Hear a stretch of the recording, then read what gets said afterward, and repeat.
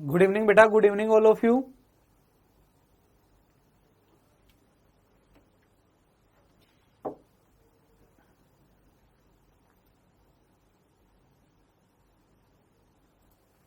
Good evening बेटा, good evening all of you. Radhe Radhe.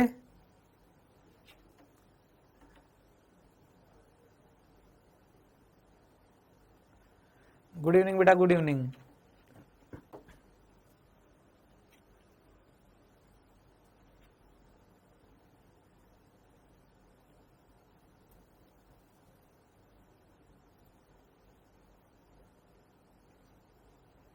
Good evening all of you. कल बेटा अपन ने इंटेंसिटी पढ़ रहे थे, अपन बेटा व्यतिकरण पढ़ रहे थे। व्यतिकरण में अपन ने बोला था कि किसी जगह पे तो मुझे तीव्रता ज्यादा मिलती है बेटा, किसी जगह पे तीव्रता क्या मिलती है, कम मिलती है। सब जगह औसत तीव्रता क्या होनी चाहिए थी। हाँ बालक, मैं अच्छा हूं। सब जगह औसत तीव्रता क्या होनी चाहिए थी बेटा, सब जगह औसत तीव्रता I1 प्लस I2 होनी चाहिए थी। लेकिन बेटा कुछ जगह तो I1 प्लस I2 से भी ज्यादा मिलती है और कुछ जगह I1 प्लस I2 से कम मिलती है। बेटा सब जगह तीव्रता क्या होनी चाहिए थी, I1 प्लस I2 होनी चाहिए थी। ये चैप्टर होगा बेटा कल परसों या उसके अगले दिन, ऐसे होगा। हाँ कल से 10 बजे, कल से पक्का 10 बजे क्लास। ध्यान रखना भाई, कल क्लास 10 बजे है। कल से क्लास 10 बजे है, भूल मत जाना। कल से है पक्का, कल से। कल पक्का 10 बजे, कंफर्म 10 बजे ही है। चेक करने के नहीं बोल रहा हूं।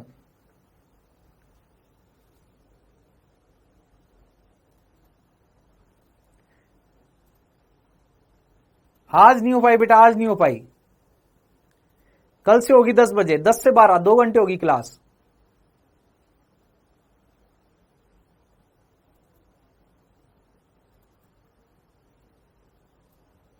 हाँ मॉर्निंग में 10 बजे, रात को 10 बजे थोड़ी क्लास होगी।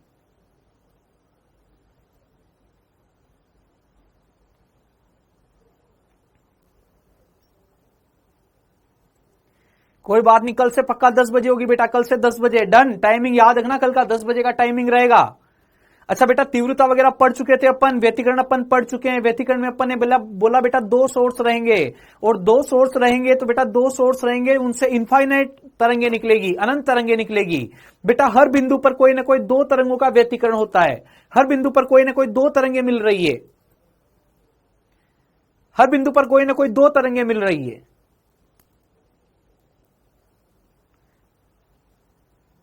ऐसे मजे मत लो तुम, है ना, पढ़ते रहो बस।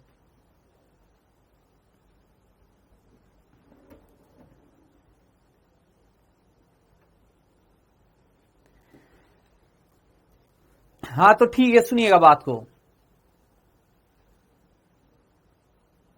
हाँ कल 10 बजे होगी बेटा क्लास, है ना। और बेटा तीव्रता की बात कर रहे थे, व्यतिकरण में अपन ने बोला किसी जगह तो बेटा तीव्रता बढ़ जाती है और किसी जगह तीव्रता कम हो जाती है। तो बेटा ये जो एनर्जी का रीडिस्ट्रीब्यूशन हुआ है, एनर्जी का जो पुनर्वितरण हुआ है बेटा, इसी को क्या बोला जाता है, व्यतिकरण बोला जाता है। इसी को बेटा क्या बोला जाता है, व्यतिकरण बोला जा रहा है।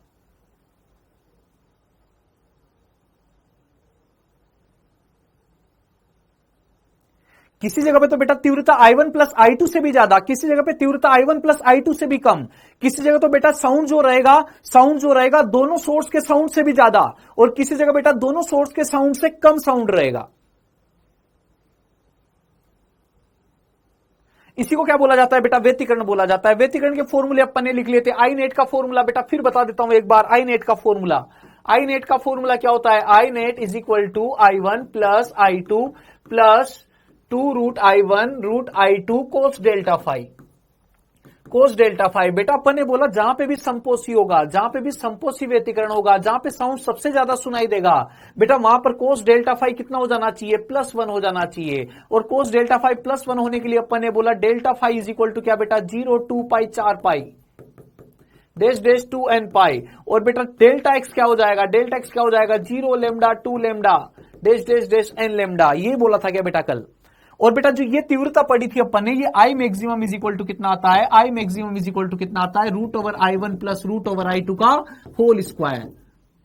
और बेटा जिसे आई मिनिमम जो आता है,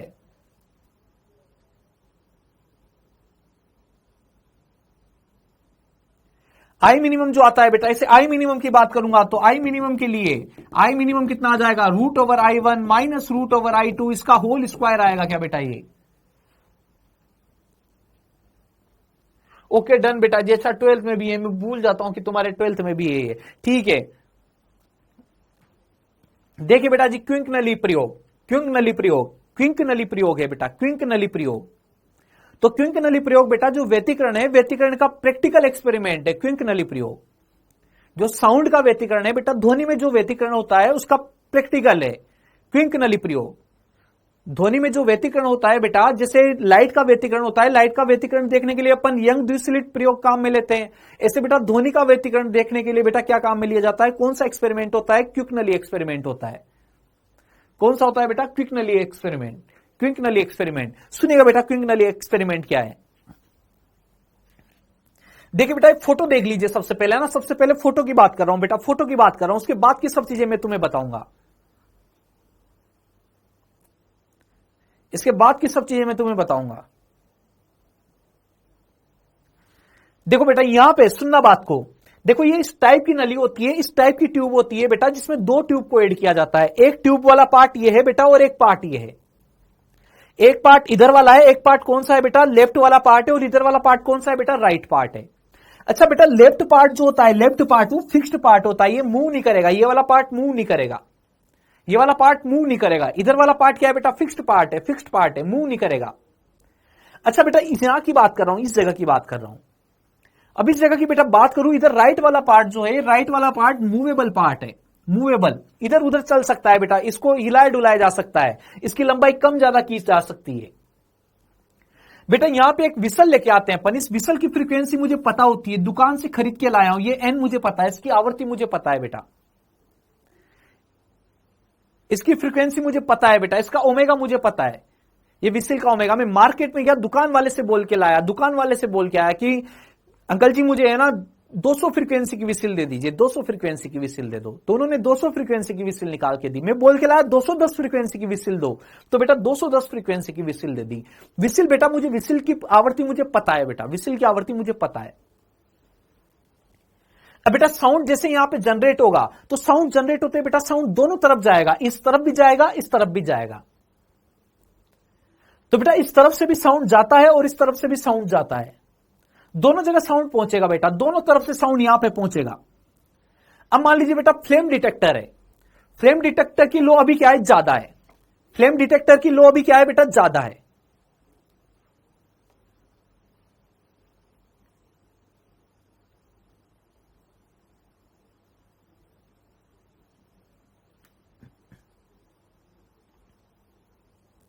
बेटा इधर वाला पार्ट फिक्स्ड है, इधर वाला पार्ट क्या है, मूवेबल है। तो बेटा क्विंक नली में यहां से एक विसल लेके आते हैं बेटा, जिसकी आवृत्ति मुझे पता होती है। तो बेटा इस विसल के अकॉर्डिंग इधर फ्लेम जलती है बेटा, यहां जो व्यतिकरण होता है उसके अकॉर्डिंग यहां फ्लेम जलेगी बेटा। एक तरंग इधर से आएगी ध्वनि की, दूसरी तरंग दूसरी साइड से आएगी, दोनों तरंगे बेटा यहां पे अध्यारोपित होती है, और अध्यारोपित होकर बेटा यहां पे आती है, अध्यारोपित होकर बेटा यहां पे आती है। बेटा एक फ्लेम डिटेक्टर है, फ्लेम डिटेक्टर है। तो कभी फ्लेम ज्यादा होती है, यहां पर जो परिणामी तरंग आएगी बेटा, आई नेट आएगी। अपन ने बोला आई नेट कभी आई मैक्सिमम हो जाती है, कभी क्या हो जाती है, आई मिनिमम हो जाती है। कभी आई मैक्सिमम हो जाती है, कभी क्या हो जाती है, आई मिनिमम हो जाती है। किसी जगह पे आई मैक्सिमम होती है, किसी जगह पे क्या होती है, आई मिनिमम होती है। किसी जगह पे क्या होती है बेटा, आई मैक्सिमम, किसी जगह पे क्या होती है बेटा, आई मिनिमम होती है। तो बेटा मैंने बोला कि अभी दोनों की, मान लीजिए दोनों की जो रिजल्टेंट आ रहा है, दोनों की जो तीव्रता आ रही है बेटा, अभी समपोषी व्यतिकरण हो रहा है। क्या हो रहा है बेटा, समपोषी व्यतिकरण हो रहा है। मान लीजिए लो तेज जल रही है, लो तेज जल रही है बेटा। अब बेटा मैं इस वाले मूवेबल पार्ट को थोड़ा थोड़ा खिसकाता जाता हूं। जैसे बेटा थोड़ा थोड़ा खिसकाता जाऊंगा, वैसे क्या डेल्टा एक्स बढ़ता जाएगा क्या, डेल्टा एक्स बढ़ता जाएगा क्या। अभी मान लीजिए बेटा डेल्टा एक्स जो भी है, अभी जो भी डेल्टा एक्स है दोनों का, इधर मान लीजिए इस वाले पाथ की लंबाई कितनी है बेटा, x1, इस वाले पाथ की लंबाई कितनी बेटा, x1, इस वाले पाथ की लंबाई कितनी, पूरे इस पाथ की लंबाई कितनी बेटा, x2। अब बेटा अगर मैं x2 को बढ़ाता जाऊंगा, इस वाले को इधर खींचता जाऊं, तो बेटा ये x2 वाली लेंथ बढ़ती जाएगी क्या, देखो, और x2 वाली लेंथ बढ़ती जाएगी बेटा, तो डेल्टा एक्स भी क्या होता जाएगा, बढ़ता जाएगा क्या।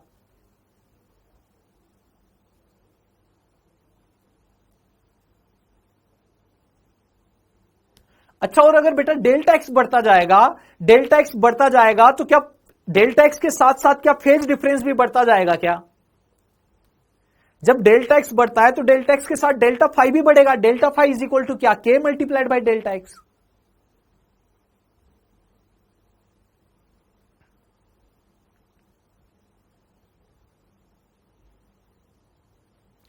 तो बेटा जैसे अपन इसको खिसकाते, इस मूवेबल पार्ट को खिसकाते हैं बेटा, तो मूवेबल पार्ट को खिसकाते x2 की वैल्यू क्या होती है? बढ़ती है। और जैसे x2 की वैल्यू बढ़ती है बेटा तो डेल्टा x भी बढ़ता है, और डेल्टा x भी बढ़ता है बेटा तो डेल्टा फाई भी बढ़ता है। पथांतर बढ़ेगा बेटा तो कलांतर भी बढ़ेगा। Delta phi is equal to k multiplied by delta x. Relation जानते हैं अपन।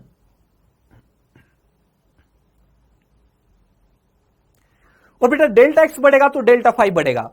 मान लीजिए मैं तुमसे बोल देता हूं कि पहले डेल्टा फाई कितना था? 2 पाई था। पहले डेल्टा फाई कितना था? 2 पाई। अच्छा, डेल्टा फाई 2 पाई था, समपोषी व्यतिकरण हो रहा था। 2 पाई पे समपोषी होता है। अच्छा बेटा, जैसे डेल्टा एक्स बढ़ेगा तो क्या एक जो डेल्टा फाई है ये भी 2 पाई से बढ़ते बढ़ते 4 पाई हो सकता है क्या? डेल्टा एक्स को बढ़ाता जाऊंगा तो डेल्टा फाई भी बढ़ेगा। डेल्टा फाई क्या 2 पाई से बढ़ते बढ़ते 3 पाई होगा। 3 पाई से बढ़ते बढ़ते क्या होगा? 4 पाई होगा। 4 पाई से बढ़ते बढ़ते 5 पाई होगा। 5 पाई से बढ़ते बढ़ते 6 पाई होगा। समझ रहे हो क्या तुम मेरी बात को? जितना मैं उधर खिसकाता जाऊंगा पथांतर बढ़ता जाएगा। पथांतर बढ़ता जाएगा तो बेटा कलांतर भी क्या होता जाएगा? बढ़ता जाएगा।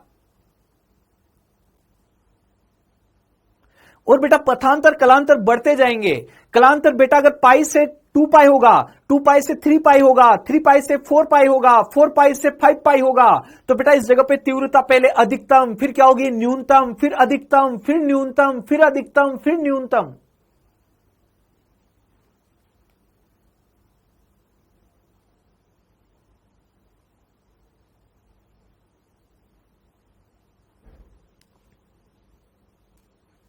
ऐसा ही होगा क्या बेटा जी? ऐसा ही होगा क्या?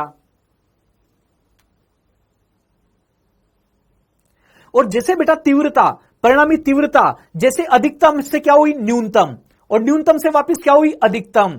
ऐसे बेटा जो लो है अगर वो तेज जल रही है तो तेज से कम होके वापस क्या हो जाएगी? तेज हो जाएगी।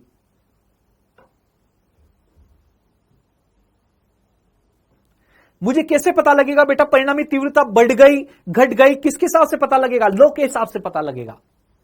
लो के हिसाब से मैं लो को ऑब्जर्व कर पाऊंगा, लो को देख पाऊंगा। मैं यहां पे जो लो जली रहेगी बेटा उसको देख पाएंगे।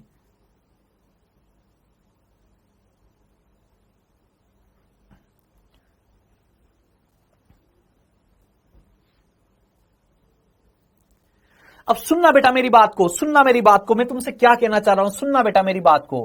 क्या मैं तुमसे ऐसा बोल दूं क्या बेटा? क्या मैं तुमसे ऐसा बोल दूं क्या कि अगर बेटा यहां पर जो डेल्टा फाई है बेटा, वो डेल्टा फाई क्या रहेगा? के डेल्टा एक्स। ऐसे रहेगा बेटा। जैसे डेल्टा एक्स बढ़ता जाएगा बेटा, डेल्टा एक्स बढ़ता जाएगा। अगर डेल्टा एक्स इंक्रीज होता है बेटा, डेल्टा एक्स क्या होता है? इंक्रीज होता है। इंक्रीज होता है इसका मतलब बेटा लेमडा से कितना हो जाता है? 2 लेमडा। 2 लेमडा से कितना हो जाता है? लेमडा से क्या हो जाएगा बेटा? 3 लेमडा बाई 2। फिर क्या हो जाएगा बेटा? 2 लेमडा। फिर क्या हो जाएगा बेटा? 5 लेमडा बाई 2। फिर क्या हो जाएगा बेटा? 3 लेमडा। ऐसे होगा क्या बेटा? और जैसे बेटा ये बढ़ता रहेगा वैसे डेल्टा फाई भी क्या होता जाएगा बेटा? बढ़ता जाएगा। पहले मान लीजिए कितना है? 2 पाई है, तो 2 पाई से कितना हो जाएगा बेटा? 3 पाई। 3 पाई से कितना हो जाएगा बेटा? 4 पाई। 4 पाई से कितना हो जाएगा बेटा? 5 पाई। 5 पाई से कितना हो जाएगा बेटा? 6 पाई। तो बेटा जो तीव्रता है, जो तीव्रता थी, जो परिणामी तीव्रता है, जहां पे लो जल रही है, जहां पे परिणामी तीव्रता आ रही है बेटा, वो परिणामी तीव्रता यहां पर क्या हो जाएगी बेटा? मैक्सिमम। यहां पर क्या हो जाएगी बेटा? मिनिमम। यहां पे क्या हो जाएगी बेटा? मैक्सिमम। यहां पर कितना हो जाएगा बेटा? मिनिमम। यहां पर क्या हो जाएगा बेटा? मैक्सिमम। अच्छा बेटा अगर मैं तुमसे बोलूं कि बेटा अगर जो तुमने पहले लो तेज जल रही थी, अब लो तेज जल रही थी, तुम मूवेबल पार्ट को खिसकाते गए तब तक खिसकाते गए जब तक वो वापस तेज ना जलने लग जाए। तेज जल रही थी, बीच में कम हुई लो तीव्रता, परिणामी तीव्रता कम हुई और कम होके मिनिमम हो गई और फिर वापस क्या हो गई? तेज हो गई। लो बेटा तेज थी और तेज होके कम हो गई और बेटा फिर से तेज हो गई। इसका मतलब बेटा जो पथांतर था, जो डेल्टा एक्स मैंने बढ़ाया है, वो लेमडा से बढ़ाकर कितना कर दिया बेटा? 2 लेमडा कर दिया। और अगर 2 लेमडा था तो कितना कर दिया बेटा? 3 लेमडा कर दिया। अगर तेज से वापस तेज हो जाए बेटा, तेज से वापस तेज हो जाए, इसका मतलब जो मैंने डेल्टा एक्स किया है, जो डेल्टा एक्स मैंने किया है, वो डेल्टा एक्स किसके इक्वल रहेगा? लेमडा के इक्वल रहेगा।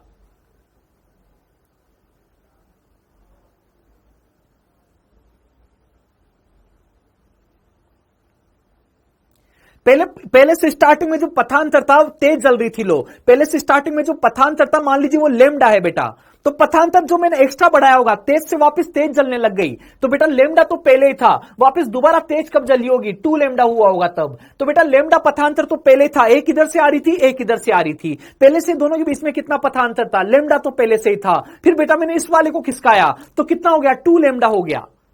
तेज से वापस तेज हो गई, मतलब पहले लेमडा था तो कितना हो गया? वहां 2 लेमडा हो गया।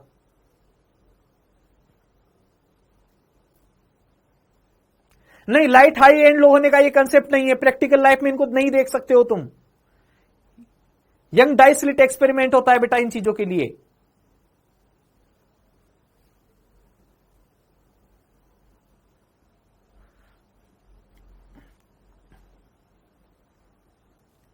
तो समझ रहे हो बेटा, अपन ने अगर लो से, अगर जो लो जल रही थी वो हाई से वापस हाई हो जाती है, तो बेटा जो मैंने पाथ डिफरेंस क्रिएट किया होगा वो लेमडा के इक्वल रहेगा।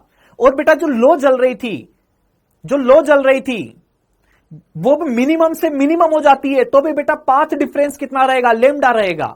हाई मैक्सिमम से मैक्सिमम हो रही है तो भी बेटा कितना रहेगा? लेमडा। मिनिमम से मिनिमम हो रही है तो भी कितना रहेगा बेटा? लेमडा रहेगा।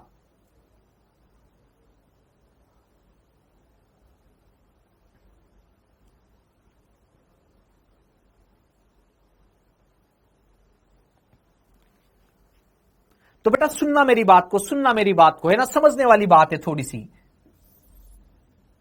बेटा ये मूवेबल पार्ट है, इधर वाला मूवेबल पार्ट है बेटा। अगर मैं इस मूवेबल पार्ट को, अगर बेटा मैं एक्स खिसकाता हूं, मूवेबल पार्ट को कितना खिसकाता हूं बेटा? एक्स। अगर इस मूवेबल पार्ट को एक्स खिसकाता हूं बेटा, तो जो पाथ डिफरेंस ये क्रिएट करेगा वो 2x का क्रिएट करेगा बेटा। एक्स लंबाई इधर वाली साइड की भी बढ़ेगी, एक्स इधर वाली साइड की भी बढ़ेगी बेटा। जो यहां से जो ध्वनि तरंग आ रही होगी उसको बेटा इधर घूम के आना है, तो बेटा अगर मैं इसको एक्स इधर खिसका देता हूं तो बेटा एक्स जाना भी बढ़ जाएगा और एक्स आना भी बढ़ जाएगा। तो बेटा जो पाथ डिफरेंस आएगा एक्स खिसकाने से, जो पाथ डिफरेंस क्रिएट होता है वो कितना होता है बेटा? 2x होता है। अगर मैं तुमसे बोला जाए कि मूवेबल पार्ट को एक्स खिसकाया जाता है, तो बेटा एक्स खिसकाया जाएगा तो जो पाथ डिफरेंस उत्पन्न करेगा, जो डेल्टा एक्स उत्पन्न करेगा वो कितना रहेगा बेटा? 2x रहेगा। अगर मैं इसको x खिसकाता हूं तो यहां से जो डेल्टा एक्स आएगा बेटा वो कितना हो जाएगा? 2x हो जाएगा।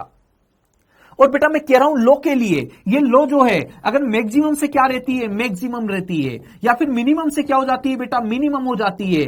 तो बेटा जो ये डेल्टा एक्स आया है, जो ये 2x आया है, इस 2x को किसके इक्वल लिखा जाएगा बेटा? लेमडा के इक्वल लिखा जाएगा। इस 2x को किसके इक्वल लिखा जाएगा? लेमडा के इक्वल लिखा जाएगा। और बेटा अगर जो लो है बेटा वो मैक्सिमम से क्या हो जाती है? मिनिमम हो जाती है, या बेटा मिनिमम से क्या हो जाती है? मैक्सिमम हो जाती है। तो बेटा जो मैंने पाथ डिफरेंस क्रिएट हुआ है, जो मेरा डेल्टा एक्स आया है, जो मेरा 2x आया है, जो डेल्टा एक्स आया है बेटा, जो 2x आया है बेटा, वो किसके इक्वल रहेगा? लेमडा बाई 2 के इक्वल रहेगा। क्लियर है क्या बेटा? ये लेमडा या लेमडा बाई 2 के इक्वल किसको करना है बेटा? 2x को करना है, x को नहीं करना है। अगर अपन x खिसकाते हैं तो डेल्टा एक्स कितना उत्पन्न होता है बेटा? डेल्टा एक्स कितना उत्पन्न होता है? 2x उत्पन्न होता है। अगर मूवेबल पार्ट को x खिसका रहा हूं तो जो ध्वनि को चल के आना पड़ेगा बेटा वो 2x लेंथ बढ़ जाएगी उसके लिए। x जाना भी बढ़ेगा, x आना भी बढ़ेगा।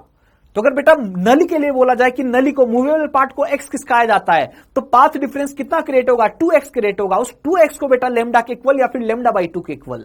अब 2x को लेमडा कब लिखना है, लेमडा बाई 2 कब लिखना है बेटा? ये मैंने यहां पे लिख दिया है।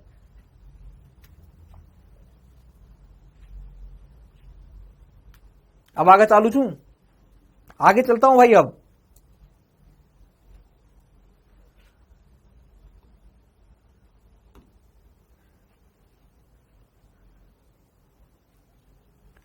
ये देखिए बेटा, ये इंपॉर्टेंट पार्ट, ये इंपॉर्टेंट पार्ट। मोमबत्ती की लो में कंपन बेटा, मोमबत्ती की लो में कंपन। और बेटा डेल्टा एक्स जो होता है वो कितना होता है बेटा? 2x होता है। इस डेल्टा एक्स को किसके इक्वल लिखा जाता है बेटा? 2x के इक्वल लिखा जाता है।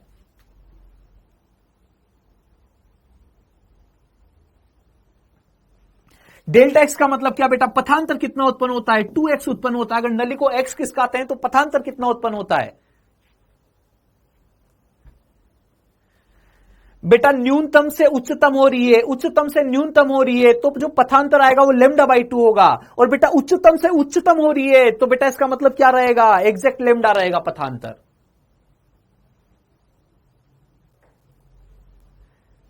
मोमबत्ती की जो लो है उसकी तीव्रता की बात की जा रही है, अगर वो अधिकतम से अधिकतम हो रही है तो बेटा कितना आएगा, लेमडा। न्यूनतम से न्यूनतम हो रही है तो कितना आएगा बेटा, लेमडा।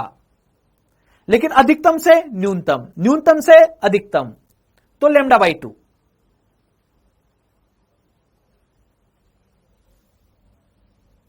पथांतर 2x हो जाता है, देखिए क्लियर लिखा हुआ है बेटा। देखो क्विंक नली प्रयोग में विस्थापित करने वाले भाग को 3 mm बेटा, अगर भाग को 3 mm विस्थापित किया जा रहा है तो डेल्टा एक्स कितना है बेटा, ये तो एक्स की वैल्यू है।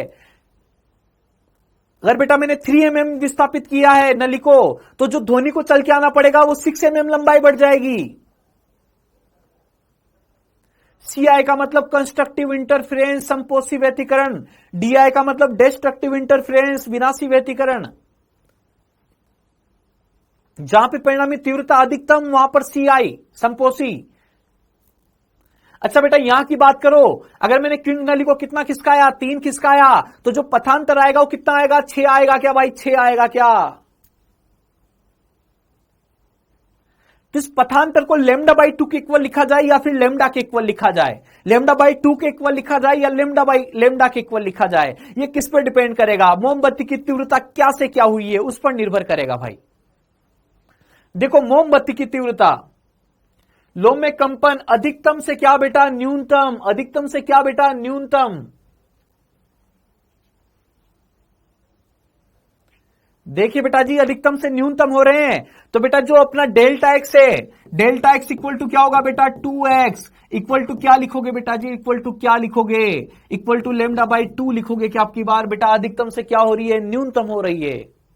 लेमडा नहीं बेटा, लेमडा बाई 2 लिखेंगे। तीव्रता अधिकतम से अधिकतम हो जाए तब लेमडा, न्यूनतम से न्यूनतम हो जाए तब लेमडा। लेकिन बेटा अधिकतम से न्यूनतम हुई है मतलब आधा ही साइकिल हुआ है, तो इसका मतलब लेमडा बाई 2।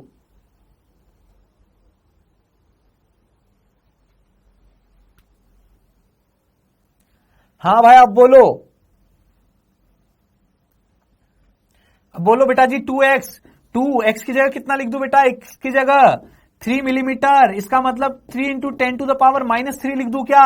लेमडा अपोन में कितना आ जाएगा बेटा, 2, कितना आ जाएगा बेटा, lambda is equal to 12 multiplied by 6 multiplied by 2 करूंगा तो कितना आएगा, 12 into 10 to the power -3 metre में आएगा बेटा जी। ये लेमडा आ चुका है मेरे पास। अच्छा बेटा अगर लेमडा मेरे पास आ जाता है तो बेटा तरंग के वेग के लिए क्या करोगे, देखो तुम्हें मैंने बोला था विसिल की आवृत्ति पता होती है, तुम मार्केट से खरीद के लाया हो विसिल की आवृत्ति तुम्हें पता होती है। देखो विसिल की आवृत्ति दी हुई है क्या क्वेश्चन में, विसिल की आवृत्ति दी हुई है क्या क्वेश्चन में, विसिल की आवृत्ति दी हुई है क्या बेटा क्वेश्चन में, भाया दी हुई है। अच्छा बेटा लेमडा दिया हुआ है, तुम्हें एन दिया हुआ है, तो वी पूछा जा रहा है क्या v is equal to n lambda होता है क्या, v is equal to n lambda, v is equal to n lambda होता है क्या।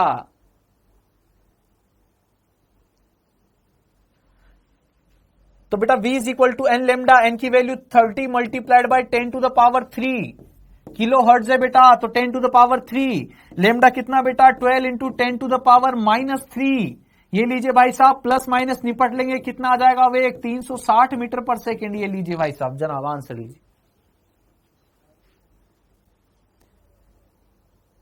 तो बेटा अगर प्रैक्टिकली देखा जाए तो जो क्विंक नली होती है वो किसमें काम में आती है, क्विंक नली से लेमडा पता किया, देखो अपन ने लेमडा पता किया, एक्सपेरिमेंटली एक्स की वैल्यू अपन को पता होती है, एक्सपेरिमेंटली एक्स की वैल्यू पता होती है, स्केल लगा होता है क्विंक नली पे कि कितना खिसकाया है। तो बेटा एक्स की वैल्यू पता होती है, प्रैक्टिकली एक्स की वैल्यू पता होती है, तो बेटा अगर अपन ने तीव्रता अधिकतम से अधिकतम होने दी है तो बेटा जितना खिसकाया है, जितना स्केल में वैल्यू आई है उसका 2x करना है, उसको लेमडा के इक्वल लिखना है या फिर लेमडा बाई 2 के इक्वल लिखना है, वो अपन को देख के लिखना है कि तीव्रता अधिकतम से न्यूनतम हुई है, अधिकतम से अधिकतम हो गई है। 2x को या तो लेमडा के इक्वल करना होता है या लेमडा बाई 2 के इक्वल। तो बेटा अगर इस प्रैक्टिकल की बात की जाए, प्रैक्टिकल क्या काम आता है, तो बेटा इसमें कभी हाइड्रोजन गैस भर दी जाती है, कभी नाइट्रोजन गैस भर दी जाती है, कभी ऑक्सीजन गैस भर दी जाती है, और अलग अलग गैस में बेटा ध्वनि का वेग पता किया जाता है, इस स्टाइल से ध्वनि का वेग पता किया जाता है। अलग अलग मीडियम में बेटा अलग अलग प्रकार की गैस भरी जाएगी हर बार, अलग अलग प्रकार की गैस। मुझे चेक करना है कि हाइड्रोजन में कितनी वेलोसिटी होती है, कितना लेमडा होता है, नाइट्रोजन में कितनी वेलोसिटी होती है, कितना लेमडा होता है, ऑक्सीजन में कितनी वेलोसिटी होती है, कितना लेमडा होता है।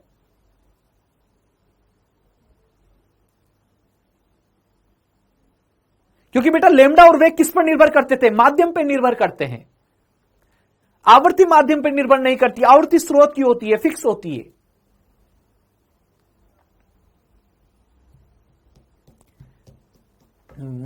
गायब हो बताया था मैंने बेटा, माध्यम पर निर्भर करती है। वेग जो होता है वो माध्यम पर निर्भर करता है, वेग जो होता है वो केवल माध्यम के कणों पर निर्भर करता है। वायु में ध्वनि का वेग फिक्स है 300 बेटा, लेकिन वायु की जगह हाइड्रोजन ले आऊं तो वेग चेंज हो जाएगा। फिर नाइट्रोजन ले आऊं तो वेग और चेंज हो जाएगा। पढ़ा था वेग का फॉर्मूला, √γ/RT/mw। गैस अलग अलग लाते जाओगे तो mw चेंज होता जाएगा, गामा चेंज होता जाएगा। तो हर गैस में वेग क्या आता है बेटा? अलग अलग आता है। तो बेटा क्विंक नली किसमें काम में आती है? अलग अलग माध्यम में। इसका मतलब अलग अलग गैस में ध्वनि का वेग पता करने में और ध्वनि का लेमडा पता करने में काम आती है। डन, आगे चलता हूं मैं।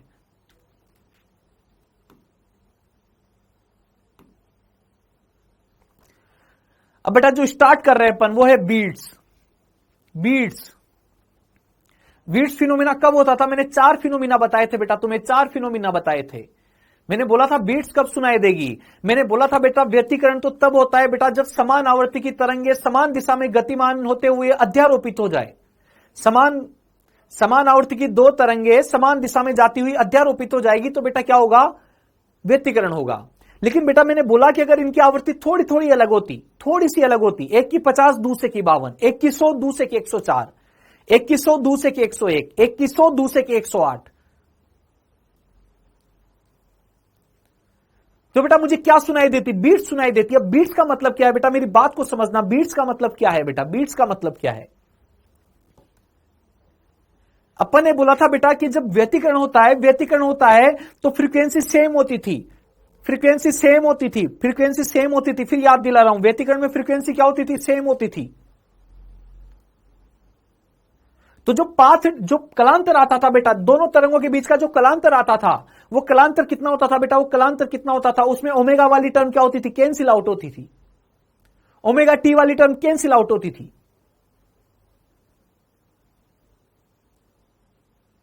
बेटा दोनों की आवृत्ति सेम थी तो ओमेगा सेम था, तो ओमेगा टी वाली टर्म कैंसिल आउट हो जाती थी। जब कलांतर पता करते थे तो ओमेगा टी हट जाता था बेटा।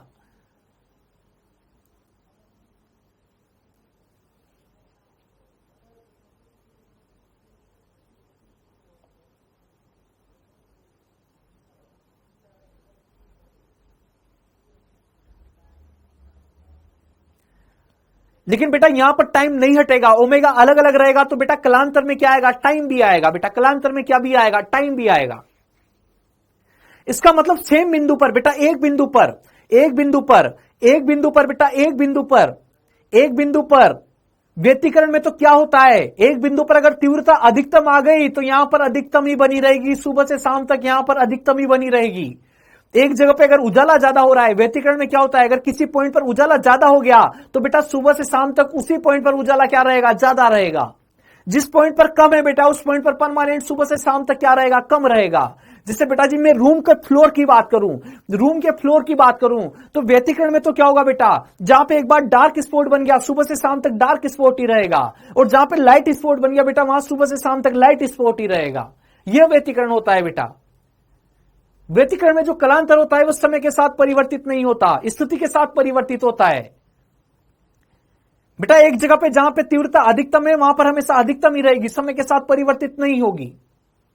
दूसरी जगह पे न्यूनतम हो सकती है, लेकिन जिस जगह पे अधिकतम है वहां परमानेंट अधिकतम रहेगी। दूसरी जगह पे न्यूनतम हो सकती है, वहां परमानेंट न्यूनतम रहेगी। समय के साथ चेंज नहीं होती है बेटा। व्यतिकरण में जो कलांतर होता है वो समय पर निर्भर नहीं करता है, एक जगह पे जो आ गया बेटा हमेशा वही रहेगा। लेकिन बेटा अगर बीट्स होगी तो बीट्स किस टाइप से सुनाई देगी? बीट्स किस टाइप की रहेगी? मान लीजिए एक जगह पे लाइट स्पॉट बना हुआ है तो लाइट वाला क्या होता रहेगा? डार्क, वापस लाइट, सेम जगह पे light dark, light dark, same जगह पे light dark, light dark, light dark, same जगह पे बेटा तीव्रता अधिकतम न्यूनतम अधिकतम न्यूनतम, सेम जगह पे उसी पॉइंट पे। तो बेटा इसको बीट्स बोलेंगे। साउंड की बात करता हूं बेटा। व्यतिकरण क्या है? साउंड में व्यतिकरण क्या है? साउंड में व्यतिकरण क्या है? बिल्कुल सही बात है बेटा। साउंड में व्यतिकरण क्या है? साउंड में व्यतिकरण क्या है कि किसी एक जगह पे अगर ज्यादा आवाज आ रही है तो उस जगह पे सुबह से शाम तक ज्यादा आवाज आएगी। किसी जगह पे कम आवाज आ रही है तो सुबह से शाम तक कम आवाज आएगी। ये तो व्यतिकरण है। तो फिक्स हो गई भाई, इस जगह पे कम ही आती है आवाज, फिक्स हो गया इस जगह पे ज्यादा ही आती है आवाज। ये तो बेटा व्यतिकरण है। अब बीट्स की बात कर रहा हूं बेटा। सेम जगह पे साउंड कम ज्यादा कम ज्यादा कम ज्यादा, दुदुक दुदुक दुदुक दुदुक, कम ज्यादा कम ज्यादा कम ज्यादा, लिपजिब लिपजिब लिपजिब। लाइट की बात करूं तो बेटा सेम पॉइंट पर लिपजिब लिपजिब लिपजिब। Dark light dark light dark light dark light dark light, same point पे डार्क बन रहा है, सेम पॉइंट पे लाइट बन रहा है, सेम पॉइंट पे डार्क बन रहा है, सेम पॉइंट पे लाइट बन रहा है। ये बीट्स है बेटा।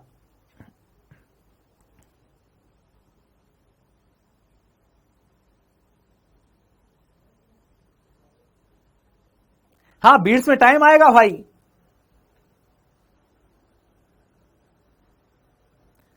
समझ पा रहे हो तुम बात को?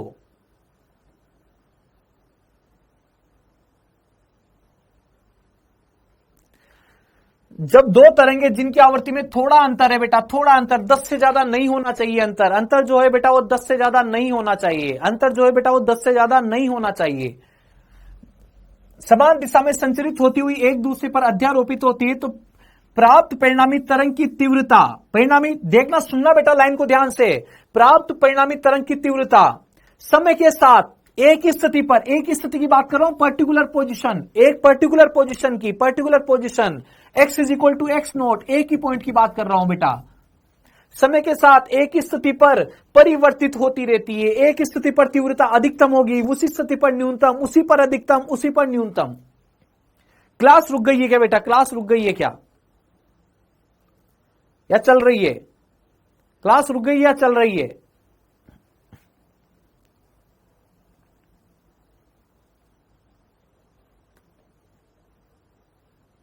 क्लास रुक गई कि चल रही है भाई?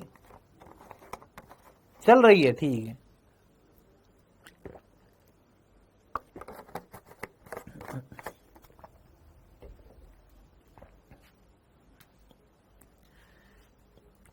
परिणामी तरंग की तीव्रता में एक स्थिति पर, ये लीजिए बेटा डेफिनेशन ये वाली है, ये वाली परिभाषा याद रखेंगे। परिणामी तरंग की तीव्रता एक स्थिति पर समय के साथ परिवर्तन की यह घटना विस्पंद कहलाती है।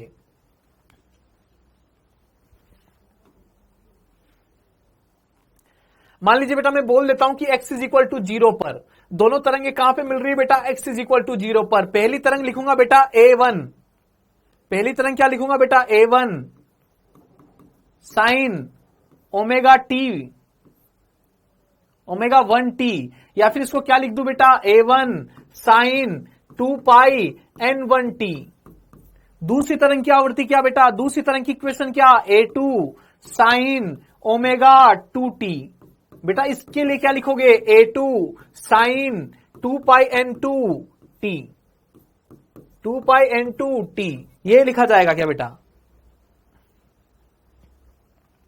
अच्छा बेटा यहां पर जो बीट्स मुझे सुनाई देती है, जो बीट्स मुझे सुनाई देती है, नंबर ऑफ बीट्स पर सेकंड, जो नंबर ऑफ बीट्स सुनाई देती है बेटा, बीट फ्रीक्वेंसी जो सुनाई देती है, एक सेकंड में कितनी बार तीव्रता ज्यादा कम ज्यादा कम ज्यादा कम ऐसे कितनी बार हो रही है बेटा? जो बीट आवृत्ति मुझे सुनाई देती है वो कितनी होती है बेटा? वो कितनी होती है?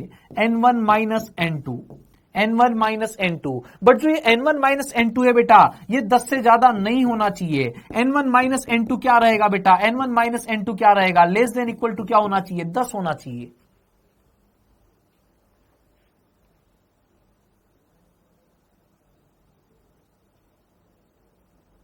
n1 माइनस n2 क्या होना चाहिए बेटा? 10 से ज्यादा नहीं होना चाहिए। 10 से ज्यादा होते क्या होता है?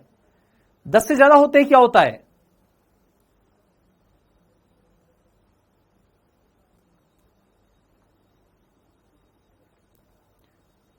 बेटा? 10 से ज्यादा होते क्या होता है? 10 से ज्यादा होते क्या होता है?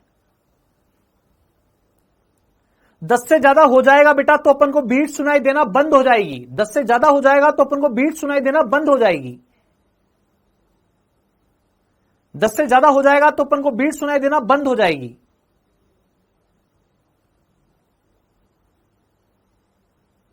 बेटा मैं बोल रहा हूं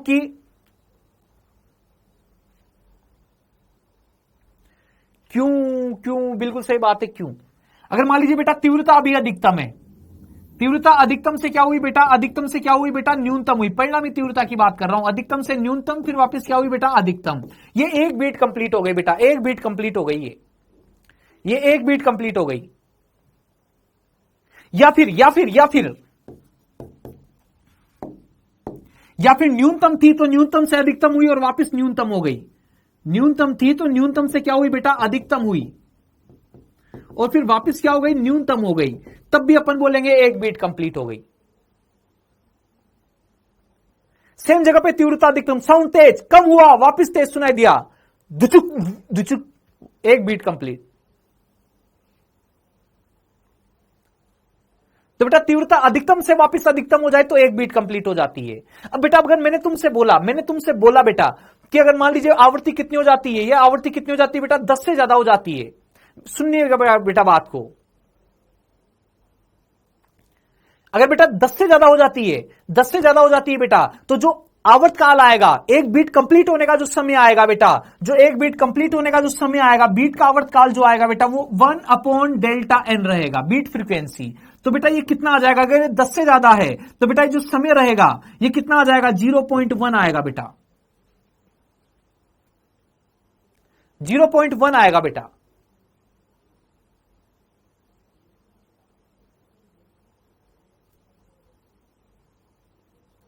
डीजे का बेस अलग कंसेप्ट है।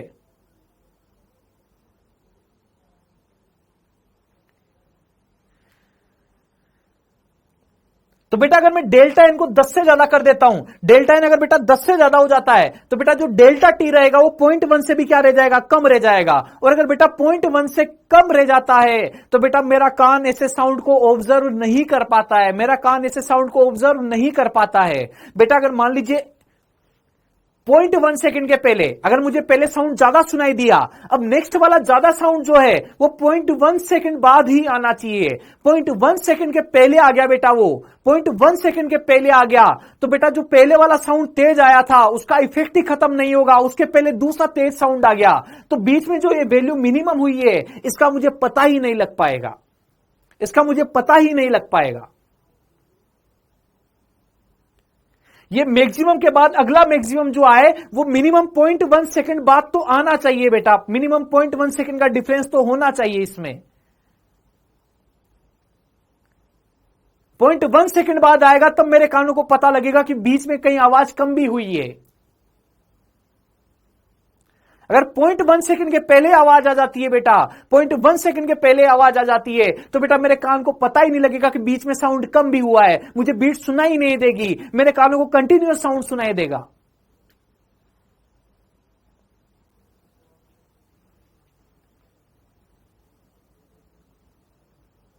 लेकिन ये फॉर्मूले की बात अभी नहीं करूंगा मैं, आवर्तकाल के इस फॉर्मूले की बात अभी नहीं करूंगा, है ना, इसकी बात बाद में करूंगा बेटा, है ना। अभी मैंने केवल तुम्हें इसका आइडिया देने के लिए बता दिया ये कि 0.1 सेकंड से क्या होना चाहिए, ज्यादा होना चाहिए। तो एक सेकंड में बेटा 10 से ज्यादा बीट नहीं बननी चाहिए। और बेटा एक बालक ने पूछा था डीजे की बेस, तो बेटा डीजे की बेस में भी एक सेकंड में 10 से ज्यादा बीट नहीं सुन पाओगे तुम।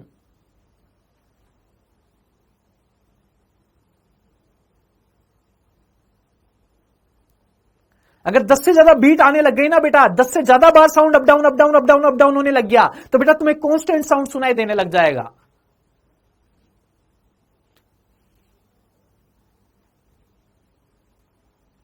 जीरो हो जाएगी फ्रीक्वेंसी।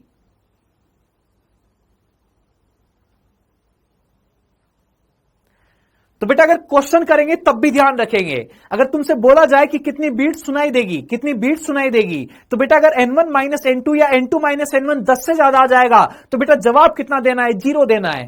अगर n1 माइनस n2 10 से ज्यादा आ जाए तो बेटा जवाब कितना देना है, जवाब कितना देना है, जीरो जवाब देना है।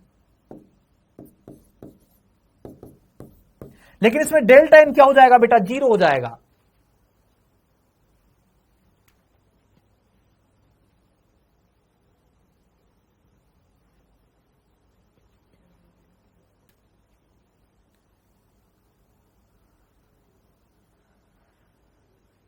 समझ पा रहे हो बेटा जी, मेरी बात को समझ पा रहे हो क्या तुम लोग?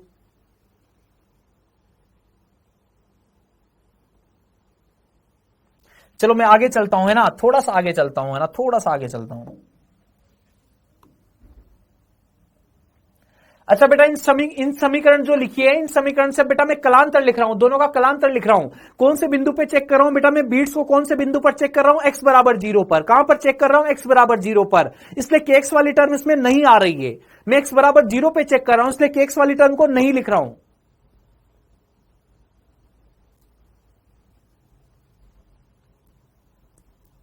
के एक्स वाली टर्म को नहीं लिख रहा हूं।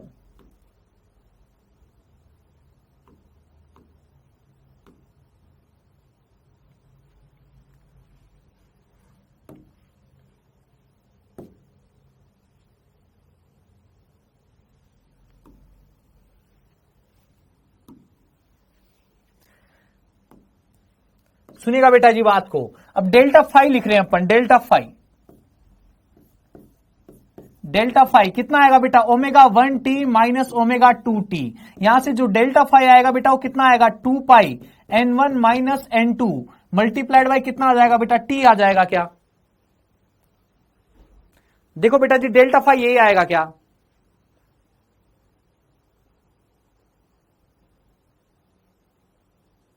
अगर सर हाफ हो गया तो, हाफ हो गया तो बेटा हाफ तो सही है ना, 0.5 पे 0.1 से ज्यादा है हाफ, तो 0.1 से ज्यादा रहना चाहिए।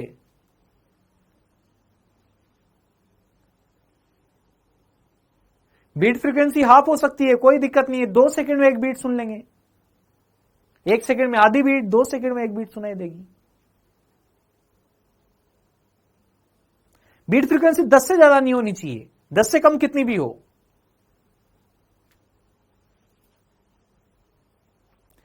अब अच्छा बीट बनती कैसे है, मैथमेटिकल फिनोमिना समझ रहे हैं बेटा। मैंने एक पॉइंट x बराबर 0 पे कैलकुलेशन स्टार्ट की, और बेटा एक पॉइंट x बराबर 0 पे मैंने कैलकुलेशन स्टार्ट की बेटा, तो एक पॉइंट x बराबर 0 पर मैंने दोनों तरंगे लिखी, x बराबर 0 पर मैंने दोनों तरंगे लिखी। बेटा बीट में क्या होता है, एक ही बिंदु पर कलांतर 0 से 2 पाई। देखते हैं अभी मैथमेटिकली देखते हैं। तो बेटा ये डेल्टा फाई आ गया, डेल्टा फाई का फॉर्मूला आ गया। फिर मैंने बोला बेटा कि अगर t बढ़ेगा तो बेटा डेल्टा फाई भी क्या होगा, बढ़ेगा। बेटा डेल्टा फाई भी क्या होगा, बढ़ेगा। t बढ़ता जा रहा है। सबसे पहले t बराबर 0 की बात कर रहा हूं बेटा, सबसे पहले t बराबर 0 की बात कर रहा हूं, t बराबर 0 की। तो बेटा t बराबर 0 पर, t बराबर 0 पर बेटा delta phi is equal to भी क्या हो जाएगा बेटा, 0 हो जाएगा। फिर बेटा t बढ़ेगा तो डेल्टा फाई भी बेटा बढ़ते बढ़ते कितना हो जाएगा, पाई हो जाएगा। फिर बेटा t बढ़ेगा तो डेल्टा फाई भी बढ़ते बढ़ते कितना हो जाएगा बेटा, 2 पाई हो जाएगा। फिर t बढ़ेगा तो बेटा डेल्टा फाई बढ़ते बढ़ते कितना हो जाएगा, 3 पाई हो जाएगा। फिर t बढ़ेगा तो डेल्टा फाई बढ़ते बढ़ते कितना हो जाएगा, 4 पाई हो जाएगा। बेटा ये सारा प्रोसेस कहां पे हो रहा है, x इज इक्वल टू 0 पे हो रहा है। ये वाला सारा प्रोसेस कहां पर है बेटा, एक ही पॉइंट की बात कर रहा हूं, x इज इक्वल टू 0 की बात कर रहा हूं, 8x इक्वल टू 0। ये सारी कहानी कहां पे चल रही है बेटा, x इक्वल टू 0 पे चल रही है। एक ही पॉइंट को स्टडी कर रहा हूं मैं केवल। तो बेटा उस एक पॉइंट पर टाइम के साथ जो कलांतर है बेटा वो बढ़ता जा रहा है। तो बेटा जो इसकी तीव्रता है बेटा, पहले अगर मान लीजिए स्टार्टिंग में t बराबर 0 पर कितनी रहेगी, I मैक्सिमम। तो I मैक्सिमम से कितनी हो चुकी होगी बेटा, I मिनिमम। और बेटा I मिनिमम से वापस कितनी हो चुकी होगी, I मैक्सिमम। वापस कितनी हो चुकी होगी बेटा, I मिनिमम। अच्छा बेटा ये I मैक्सिमम से I मैक्सिमम होना, इसी को क्या बोला जाएगा बेटा, 1 बीट बोला जाएगा। या फिर क्या होगा बेटा, या फिर क्या होगा मिनिमम से क्या होना, मिनिमम होना, इसको भी क्या बोला जाएगा बेटा, 1 बीट बोला जाएगा। अभी लास्ट में फोटो बनाया मैंने तुम्हारे सामने।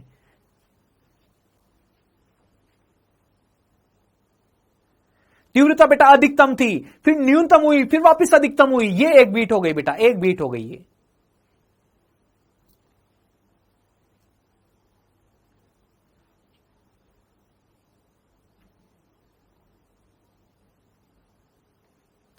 डन बेटा, क्लियर रहेगा, कोई लोचे वाली बात तो नहीं है।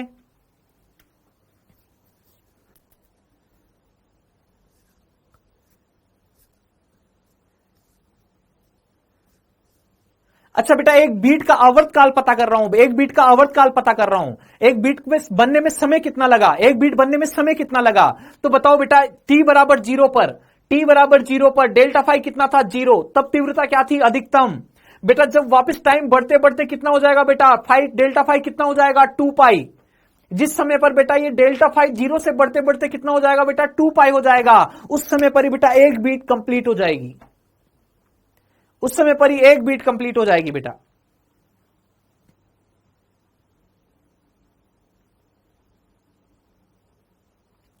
बेटा ये वाला जो समय रहा होगा, ये वाला जो समय रहा होगा, ये टाइम जो मैं बढ़ाता जा रहा हूं बेटा, जिस टाइम पर पहले टाइम कितना t बराबर 0 पर डेल्टा फाई कितना 0, जब बेटा डेल्टा फाई बढ़ते बढ़ते कितना हो जाएगा, 2 पाई हो जाएगा, वो समय पता करूंगा जब डेल्टा फाई 0 से बढ़ते बढ़ते कितना हो जाएगा बेटा, 2 पाई हो जाएगा।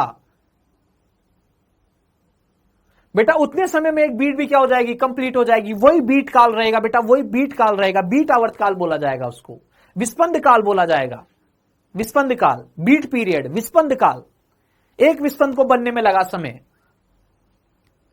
जब पर्टिकुलर एक बिंदु पर बेटा तीव्रता अधिकतम से न्यूनतम होकर वापस अधिकतम हो जाए तो एक बीट कंप्लीट हो जाती है।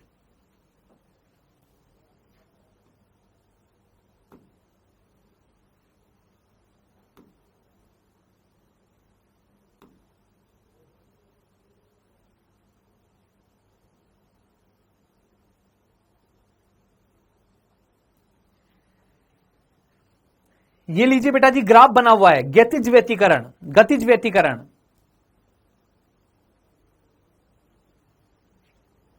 हाँ बेटा बिल्कुल वही, देखो ग्राफ आ ही गया, तुम बोल रहे हो साइन और एक्स कोस, ये लो ग्राफ आ ही गया। लेकिन बेटा ये सारी कहानी कहां की है बेटा, ये सारी कहानी कहां की है बेटा, ये x बराबर 0 की कहानी है, 8x बराबर 0 की कहानी बेटा, एक ही पॉइंट की कहानी है, एक ही पॉइंट पर तीव्रता अधिकतम है, उसी पर न्यूनतम हो रही है, उसी पर अधिकतम हो रही है, उसी पर न्यूनतम हो रही है। और जैसे इस एक पॉइंट की कहानी है वैसी हर पॉइंट की कहानी है, हर पॉइंट पे तीव्रता अधिकतम न्यूनतम अधिकतम न्यूनतम अधिकतम न्यूनतम हो रही है।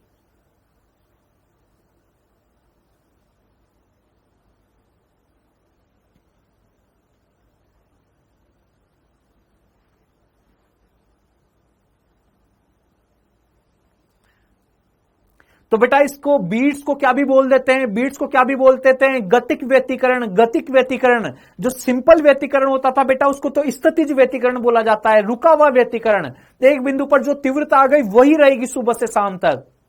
लेकिन बेटा बीट को क्या बोल दिया जाता है, विस्पंद को क्या बोल दिया जाता है बेटा, गतिज व्यतिकरण बोल दिया जाता है, गतिज व्यतिकरण बोल दिया जाता है। गतिज व्यतिकरण का मतलब क्या है बेटा, बीट्स है।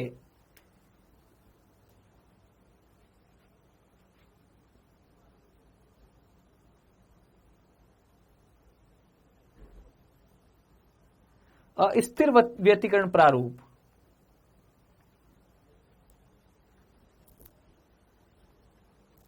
तो बेटा इसमें सेम बिंदु पर तीव्रता अधिकतम से न्यूनतम अधिकतम से न्यूनतम ये होती रहेगी, कहानी ठीक।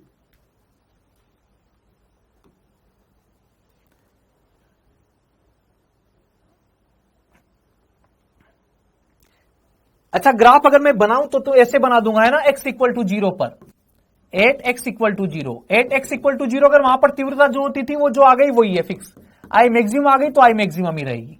यहां पे क्या होगा बेटा, 8x equal to 0, same point पर तीव्रता अधिकतम से न्यूनतम अधिकतम न्यूनतम अधिकतम ऐसे होती रहेगी, सेम पॉइंट पर।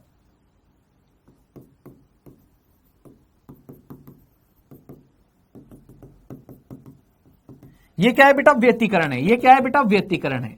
और बेटा ये क्या है, विस्पंद है, ये क्या है बेटा, विस्पंद है।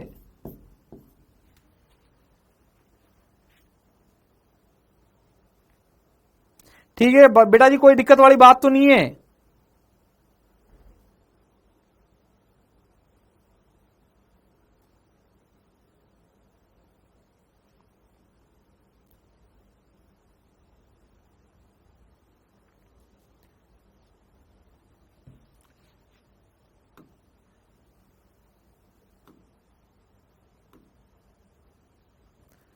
अब आ जाइए बेटा एक विस्पंद पे, एक विस्पंद ये भी मैं तुम्हें बता चुका हूं, मिनिमम से मिनिमम हो जाए या फिर मैक्सिमम से वापस मैक्सिमम हो जाए, इसी को क्या बोला जाएगा बेटा, विस्पंद बोला जाएगा।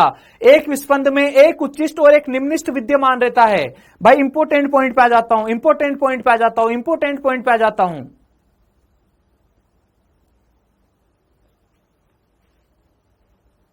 इंपोर्टेंट पॉइंट पे आ जाता हूं बेटा।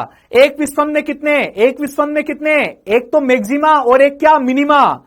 सुनना बेटा मेरी बात को, सुनना बेटा मेरी बात को। देखो तुम्हें ऐसा तो नहीं लग रहा कि यहां तो एक विस्पंद में 2 मिनिमा बन रहे हैं, एक मैक्सिमा बन रहा है, ऐसा तो नहीं लग रहा है, ऐसा तो नहीं लग रहा है।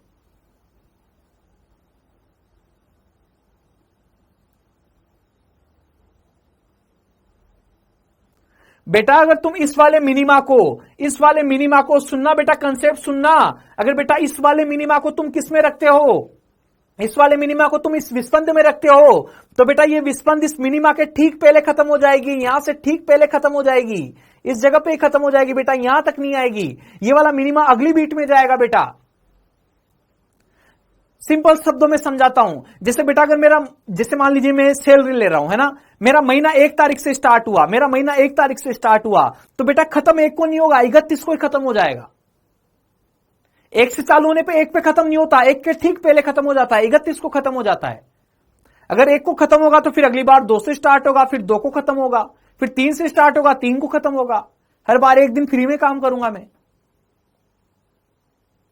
तो बेटा अगर 1 से स्टार्ट हो रहा है तो महीना 31 पे खत्म हो जाता है, 1 पे नहीं होता है। तो अगर तुम इस वाले मिनिमा को इस वाली बीट में ले रहे हो, तो ये वाला मिनिमा जो है इस बीट में नहीं आएगा, इससे जस्ट अगली वाली बीट में रहेगा।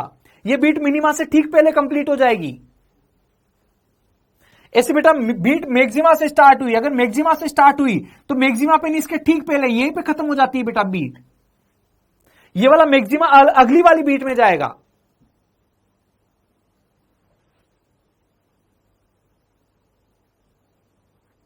समझिए हो क्या भाई मेरी बात को? एक बीट में एक मैक्सिमा और एक क्या होगा बेटा, मिनिमा।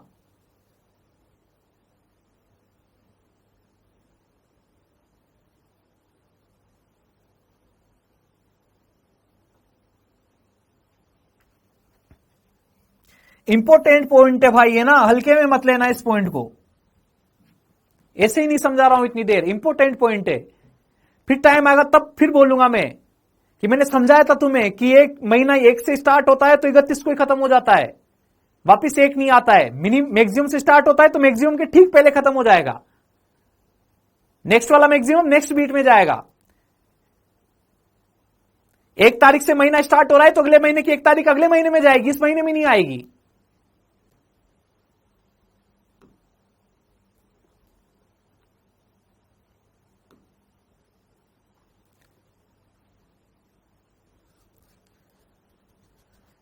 अब आ जाइए बेटा, विस्पंद काल पता कर रहे हैं बेटा, विस्पंद काल पता कर रहे हैं, है ना, विस्पंद काल पता कर रहे हैं। अच्छा, विस्पंद काल के लिए फिर से फॉर्मूला लिख रहा हूं बेटा, delta phi is equal to कितना आया था, 2 पाई n1 minus n2 multiplied by कितना आया था, t। सबसे पहले बेटा t बराबर 0 पर, t बराबर 0 पर जो फेज डिफरेंस रहेगा वो डेल्टा फाई भी कितना रहेगा बेटा, 0 रहेगा। डेल्टा फाई भी कितना रहेगा, 0। लेकिन जैसे बेटा टाइम बढ़ेगा तो कितने टाइम बाद, टीबी टाइम बाद, कितने टाइम बाद, टी बराबर टीबी पर, टी बराबर टीबी पर, टी बराबर टीबी पर बेटा डेल्टा फाई कितना हो जाएगा, 0 से बढ़ते बढ़ते कितना हो जाएगा, 2 पाई। ये जो तीव्रता है मैक्सिमम से वापस कितनी हो जाएगी बेटा, मैक्सिमम हो जाएगी। बेटा इस समय को क्या बोला जाएगा, आवर्तकाल बोला जाएगा। तो इस समय पता कर लेता हूं बेटा, है ना, जब डेल्टा फाई कितना हो जाएगा, 2 पाई। तो बेटा लिख रहा हूं इक्वेशन में वैल्यू, इस इक्वेशन में वैल्यू लिख रहा हूं बेटा, इन इक्वेशन नंबर 1। देखिएगा बेटा जी, डेल्टा फाई की जगह कितना लिख दूं, 2 पाई।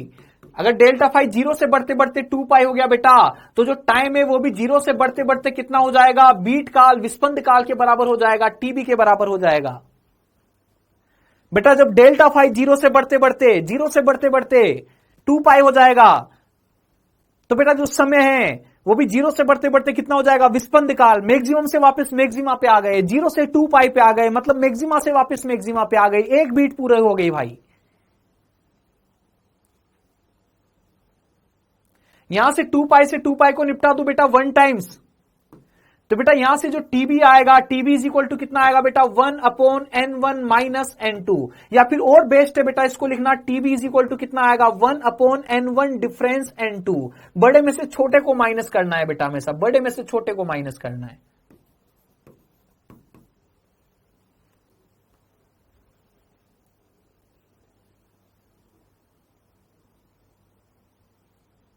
टू पाई से 2 पाई को निपटा दिया बेटा, 1 टाइम्स निपट लिया।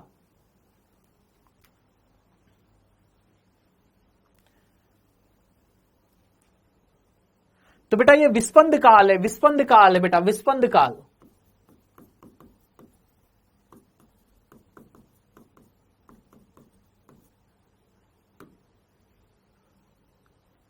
अच्छा बेटा, अगर तुमसे बोला जाए एक विस्पंद का नहीं, एक विस्पंद का नहीं, एक विस्पंद से आधा समय पूछा जाए, तीव्रता का अधिकतम से न्यूनतम होना, अधिकतम से न्यूनतम होना, तो बेटा ये एक बीट नहीं हुई है, आधी बीट हुई है केवल।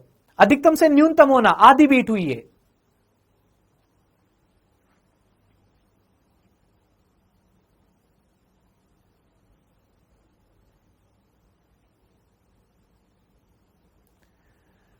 तो बेटा आधी बीट हुई है ये, आधी बीट का टाइम। उच्चतम से क्या होना बेटा, न्यूनतम होना, न्यूनतम से क्या होना बेटा, उच्चतम होना। तो बेटा ये समय क्या रहेगा, TB/2 रहेगा। ये समय क्या रहेगा बेटा, TB/2 रहेगा।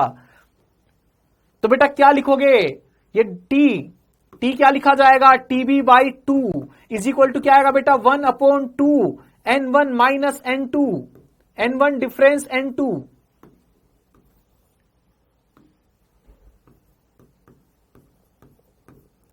टीबी का आधा ही हो जाएगा ना भाई, टीबी का आधा ही होगा ना।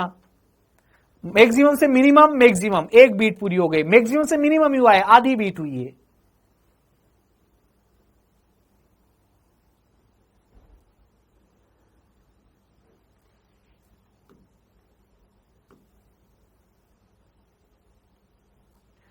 विस्पंद आवृत्ति पे आ जाइए बेटा, विस्पंद आवृत्ति। विस्पंद आवृत्ति की परिभाषा क्या होगी बेटा, delta N, N2 difference N1, या फिर ये भी लिख सकते हो 1 विस्पंद काल, 1 TB भी लिखा जा सकता है बेटा।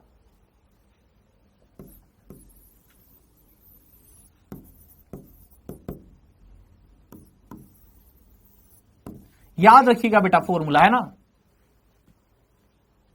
1 विस्पंद काल लिखोगे तो टीबी की जगह 1/N1 माइनस N2 लिखोगे, N1 माइनस N2 ऊपर चला जाएगा। सिंपल सी बात है, N1 माइनस N2 होती है बीट्स।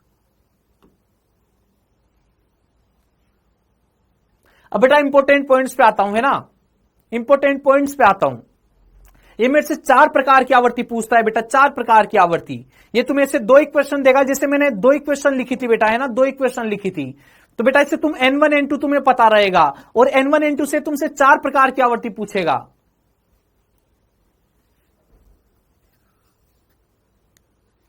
चार प्रकार की आवर्ती पूछेगा बेटा। वो 4 प्रकार की आवर्ती कौन कौन सी होती है, 4 प्रकार की आवर्ती कौन कौन सी होती है बेटा। सबसे पहली बात कर रहा हूं, सबसे पहली तो बेटा विस्पंद आवृत्ति, विस्पंद आवृत्ति जिसको अपन पढ़ चुके हैं, वो क्या होती है बेटा, N1 difference N2, N1 difference N2।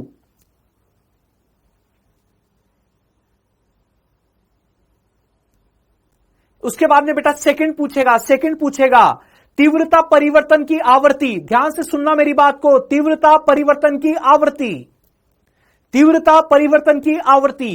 तो बेटा तीव्रता का जो वेरिएशन हो रहा था, तीव्रता अधिकतम से न्यूनतम, न्यूनतम से अधिकतम, जब तीव्रता का एक साइकिल कंप्लीट हो रहा था तभी बेटा एक बीट बन रही थी।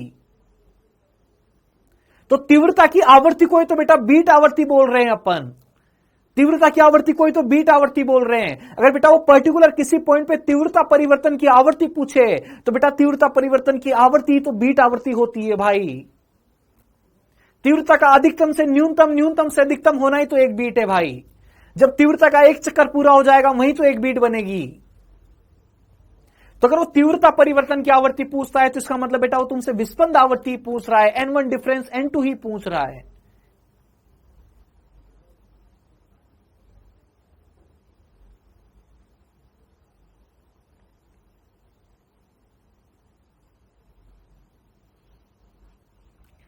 डन है क्या बेटा जी, डन है क्या। तीव्रता परिवर्तन की आवृत्ति मतलब विस्पंद आवृत्ति होगी क्या।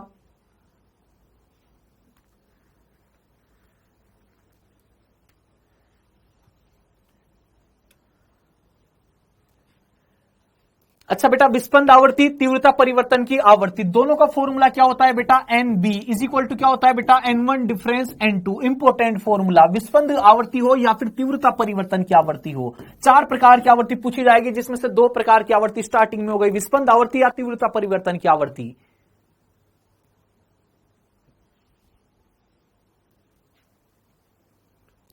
अब बेटा परिणामी तरंग की आवृत्ति, परिणामी तरंग, दोनों तरंग को अगर मैं ऐड करता ना बेटा, दोनों तरंग को मैं ऐड करता, दोनों तरंग को ऐड करता तो दोनों तरंग को ऐड करता ना तो बेटा परिणामी आवृत्ति कितनी मिलती, n1 plus n2 divided by कितनी मिलती, 2 मिलती। दो तरंगे आ रही है बेटा, ये बीट कहां पे बन रही है, बीट तो कहां पे, पर्टिकुलर एक पॉइंट पे आवृत्ति की बात कर रहे हैं बेटा अपन।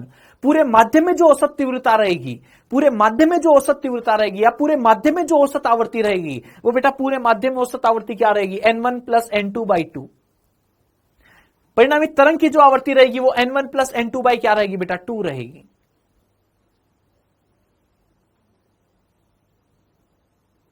बीट आवृत्ति नहीं है बेटा, परिणामी तरंग। बीट क्यों बन रही है, दो तरंगे सुपर इंपोज हो रही है, दो तरंगे अध्यारोपित हो रही है।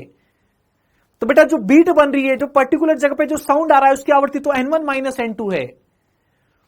और बेटा जो परिणामी तरंग जा रही है, परिणामी तरंग जो जा रही है पूरे स्पेस में, पूरे माध्यम में जो परिणामी तरंग फैली हुई है उसकी आवृत्ति कितनी है, n1 प्लस n2 बाई 2 है।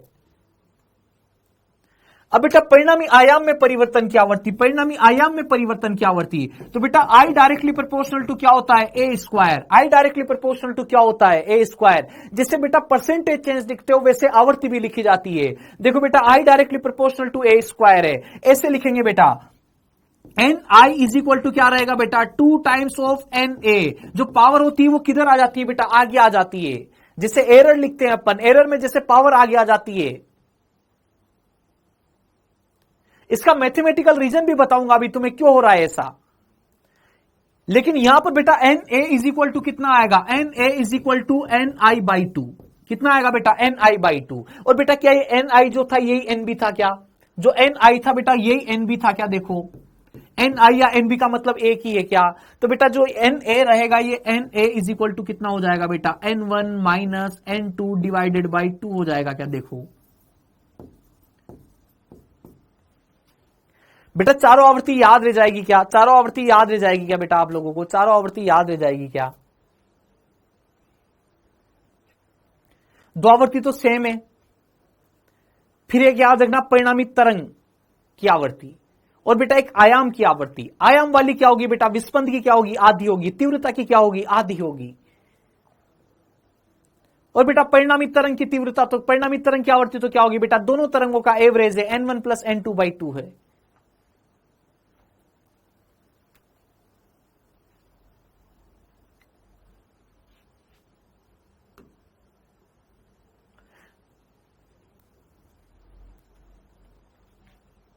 ये ग्राफ बना के बताऊं क्या आवृत्ति डबल कैसे हुई, या चलेगा डायरेक्ट ये एरर वाली फॉर्म में याद रह जाएगा तुम्हें। ग्राफ बना के बताऊं क्या क्यों हो रहा है ऐसा, या चलने दो आगे। सिंपल सा एरर वाला कंसेप्ट है, उससे भी आ रहा है डायरेक्ट। लेकिन चलो देख लो देख लो देख लो।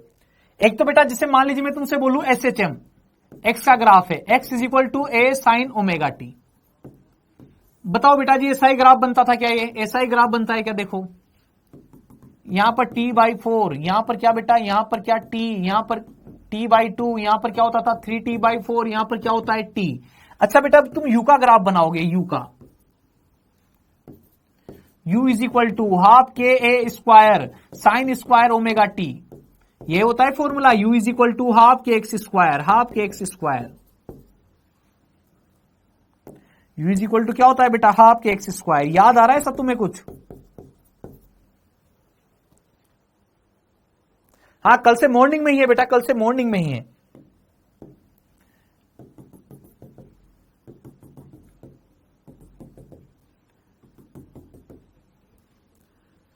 इस जगह पे जीरो बेटा, जीरो से क्या हो जाएगा बेटा अधिकतम, अधिकतम से क्या हो जाएगा बेटा न्यूनतम, न्यूनतम से क्या हो जाएगा बेटा अधिकतम, अधिकतम से क्या हो जाएगा बेटा न्यूनतम। अच्छा बेटा देखो इसमें तो इस वाले टाइम में देखो कितने, एक मैक्सिमा एक मिनिमा बनाए क्या। ऊपर वाली इक्वेशन देखो, ऊपर वाली इक्वेशन, ऊपर वाली इक्वेशन, इसमें तो एक मैक्सिमा एक मिनिमा बनाए क्या। लेकिन बेटा यू में देखो कितने बन गए, दो मैक्सिमा और दो मिनिमा बन गए क्या, दो मैक्सिमा और दो मिनिमा बन गए क्या बेटा। इसका मतलब एक्स की एक साइकिल जितने टाइम में कंप्लीट हो रही है उतने में इसकी कितनी साइकिल कंप्लीट हो गई, दो साइकिल कंप्लीट हो गई। दो बार मैक्सिमा मिनिमा, मैक्सिमा मिनिमा बन गया।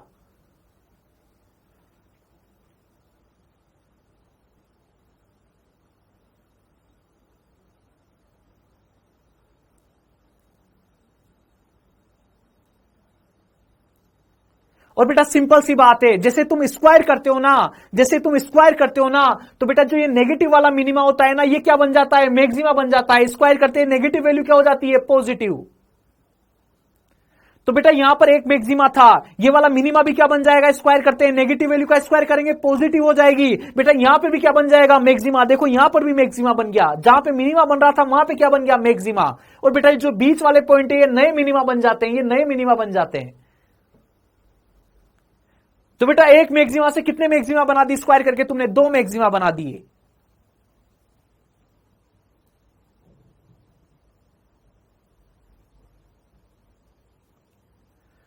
तो बेटा पावर डबल करते हो तो बेटा आवृत्ति भी क्या हो जाती है, डबल हो जाती है।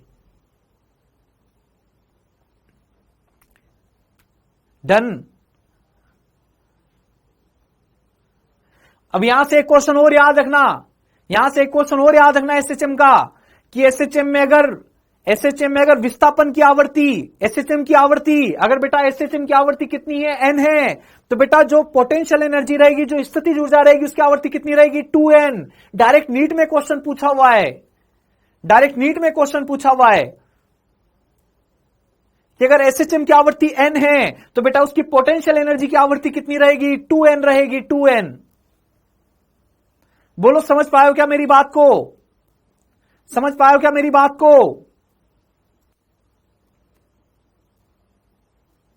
क्योंकि u इज इक्वल टू क्या होता है, हाफ के एक्स स्क्वायर। तो बेटा x की आवृत्ति से डबल आवृत्ति किसकी होगी, u की होगी।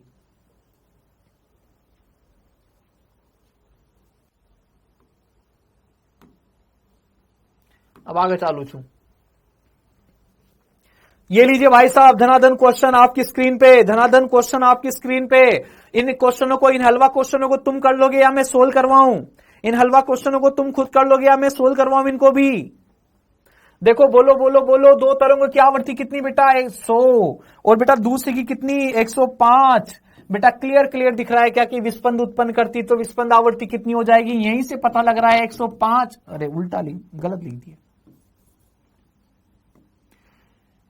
कितना हो जाएगा बेटा, 105 माइनस 100 कितना आ जाएगा बेटा, 5 आ जाएगा क्या, देखो उच्चतम से न्यूनतम ध्वनियों के मध्य का समय,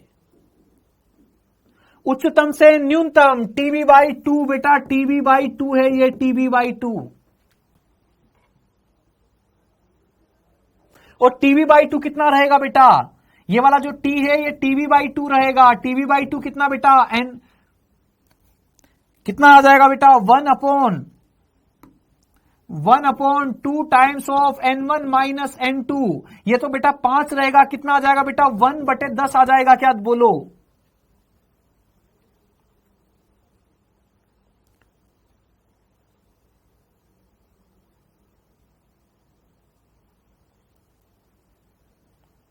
नहीं, अगर तुम चाहोगे तो मैं इसको खाली पेज पे सोल्व करवा दूंगा। इसके बाद मैंने खाली पेज रखा हुआ है,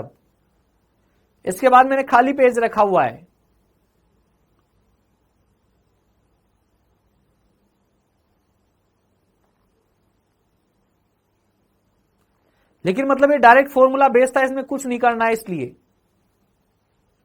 विस्पंद प्राप्त होने का समय, इंपॉर्टेंट चीज बेटा, थर्ड वाले पॉइंट को बता रहा हूं मैं, थर्ड वाले पॉइंट को बता रहा हूं बेटा, इस थर्ड वाले पॉइंट को समझना।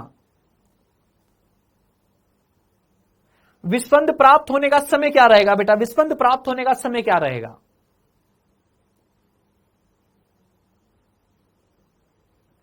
विस्पंद प्राप्त होने का समय। देखो बेटा 1 सेकंड में कितनी विस्पंद बनी, 1 सेकंड में कितनी विस्पंद बनी, 5। 1 सेकंड में कितनी विस्पंद बनी, 5। इंपॉर्टेंट चीज है बेटा, इस वाले कंसेप्ट से आगे एक और क्वेश्चन होता है, विस्पंद कितनी बनी बेटा, 5। तो इसका बेटा जो विस्पंद प्राप्त होने का समय जो रहेगा वो कितना रहेगा बेटा, 1/5, 2/5, 3/5, 4/5 और बेटा 5/5। ऐसे बेटा अगर 4 विस्पंद बन रही होती तो उन विस्पंद के प्रकट होने का समय क्या रहता, विस्पंद के प्राप्त होने का समय क्या रहता। 4 बनती तो कितने समय आते, 4 समय आते, 1/4, 2/4, 3/4, 4/4। 8 बनती तो 8 समय आते, 1/8, 2/8, 3/8, 4/8, ऐसे 8/8 तक है। बोलो भाई समझे हो, विस्पंद प्राप्त होने का समय समझे हो क्या।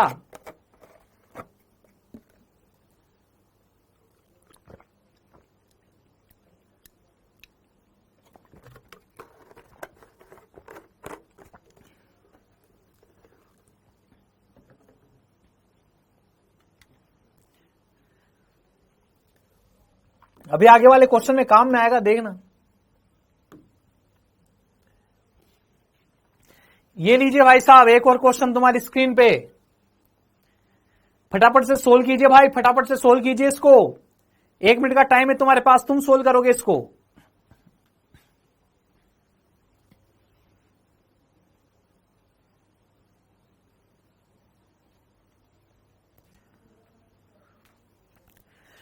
एक बहुत रोचक तत्व है इस क्वेश्चन में, बहुत रोचक तत्व है। तुम एक गलती करोगे इस क्वेश्चन में, मैं पहले ही बता रहा हूं तुम्हें।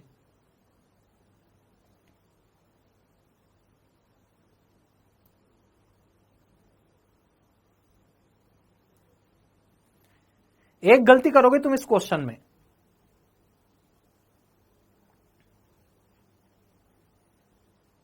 क्वेश्चन बहुत आसान है ना।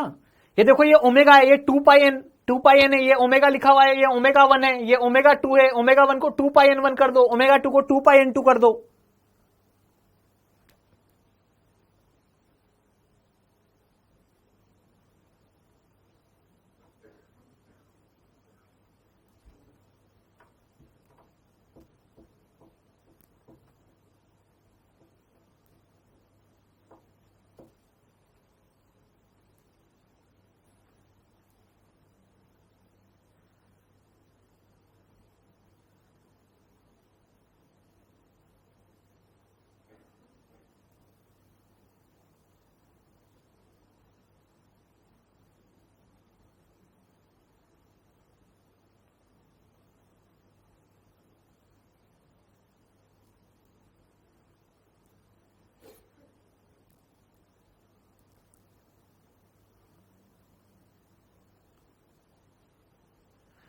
प्रति मिनट विस्पंदों की संख्या,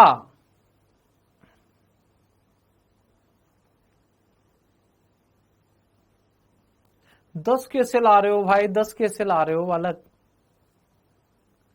10 सेकंड कैसी आएगी? विस्पंदों की तो संख्या आएगी बेटा, विस्पंदों की संख्या आएगी। पहले n1 पता करो, फिर n2 पता करो, फिर n1 माइनस n2 करो। n1 पता करो, n2 पता करो, फिर n1 माइनस n2 या फिर n2 माइनस n1 करो।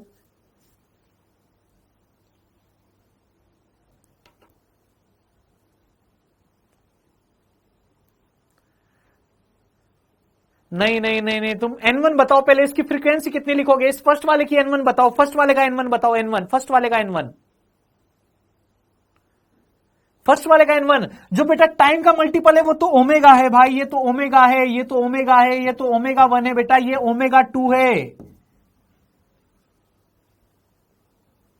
हाँ, इसकी फ्रीक्वेंसी 200 आएगी बेटा, 200 आएगी।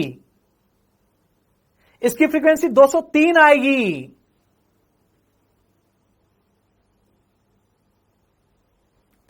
देखो बेटा जी, n1 इज इक्वल टू क्या, n1 इज इक्वल टू क्या, सॉल्यूशन कर रहा हूं बेटा, solution. n1 is equal to क्या, n1 इज इक्वल टू क्या, ओमेगा 1/2 पाई। इसका मतलब बेटा 400 पाई/2 पाई। इसका मतलब बेटा क्या, 200 हर्ट्ज।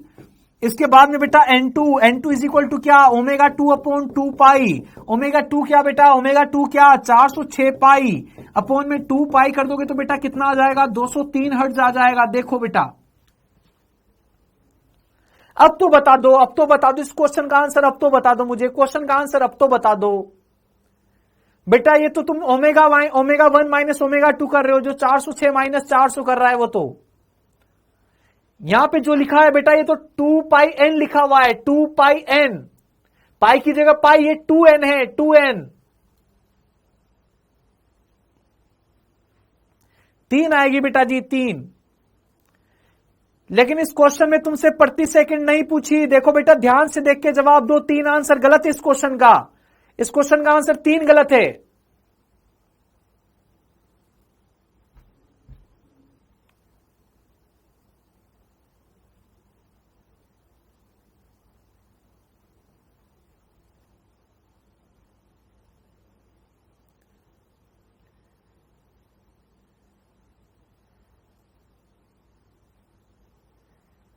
इस क्वेश्चन का आंसर 3 गलत है। मैं सही जवाब का वेट कर रहा हूं, सही जवाब का वेट कर रहा हूं।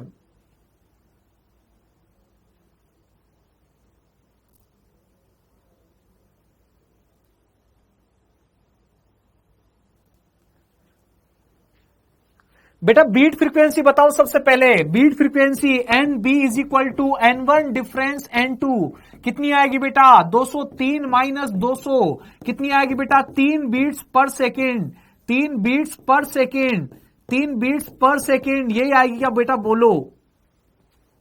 अच्छा बेटा मैं इसको बीट्स पर मिनट में कन्वर्ट करना चाह रहा हूं, बीट्स पर मिनट में, प्रति मिनट विस्पंदों की संख्या जानना चाहता हूं।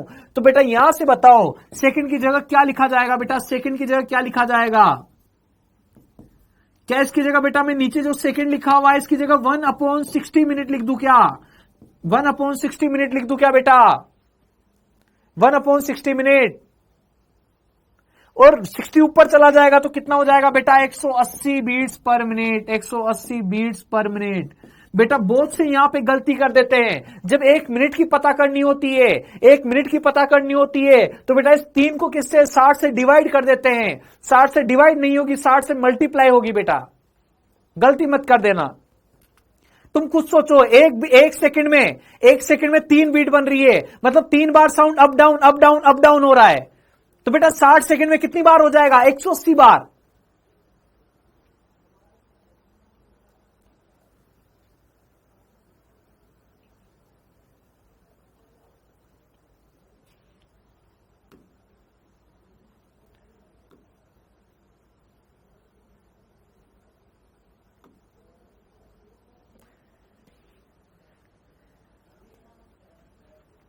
बेटा फिर से वही क्वेश्चन है क्या, देखो फिर से उसी टाइप का क्वेश्चन है क्या, देखो फिर से उसी टाइप का क्वेश्चन है क्या भाई, तुम करोगे क्या इसको, तुम करोगे क्या इसको, तुम कर लोगे क्या इसको घर पे, या मैं सोल्व करूं, चलो लिख देता हूं फटाफट फटाफट। बताओ बेटा ये क्या है 2n पाई है, ये क्या है बेटा 2n1 पाई, ये क्या, पाई से तो पाई क्या हो जाएगा खत्म बेटा, 2 से 2 खत्म, तो n1 इज इक्वल टू कितना आएगा, n1 is equal to omega 1/2 pi, omega 1/2 pi करोगे तो कितना आएगा बेटा 596 डिवाइडेड बाई 2 कितना आएगा बेटा 298 आ जाएगा।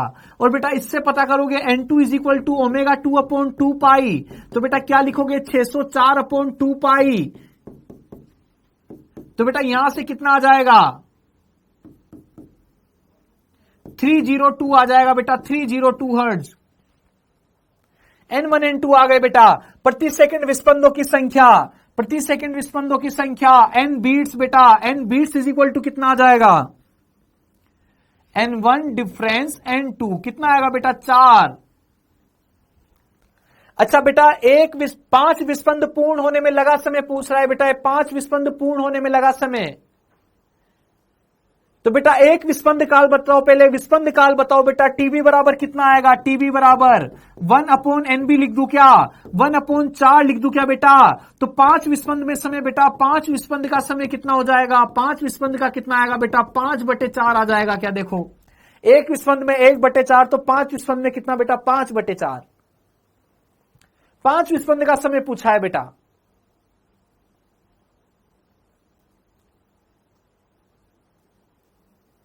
अच्छा बेटा ये देखो उच्चतम से न्यूनतम तीव्रता की ध्वनि के मध्य का समय बेटा, उच्चतम से न्यूनतम, इसका मतलब TB/2 पूछ रहा है क्या, TB/2, तो बेटा TB/2 आ जाएगा इसका आंसर, इसका आंसर क्या आएगा बेटा TB/2, TB/2 का मतलब क्या बेटा 1/8। परिणामी तरंग की आवर्ती बेटा, ये परिणामी तरंग की आवर्ती N1 plus N2 divided by 2 कर दूं क्या बेटा, N1 plus N2 divided by 2 300 hertz आ जाएगी क्या बेटा, 300 हर्ट्ज।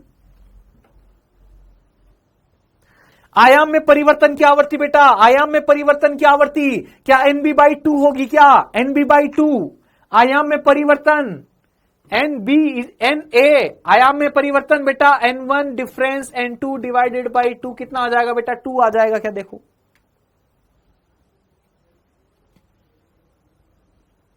तो सिंपल सी बात है, कोई परेशान होने वाली बात नहीं है ना।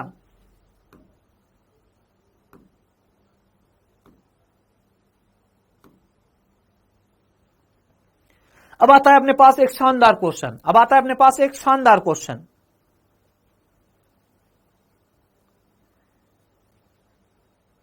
तीन ध्वनि तरंगे, इनकी आवृत्ति कितनी है बेटा 100, 102, 104 विस्पंद उत्पन्न करती है, प्रति सेकंड व्युत्पन्न स्पंदों की संख्या, प्रति सेकंड उत्पन्न विस्पंदों की संख्या।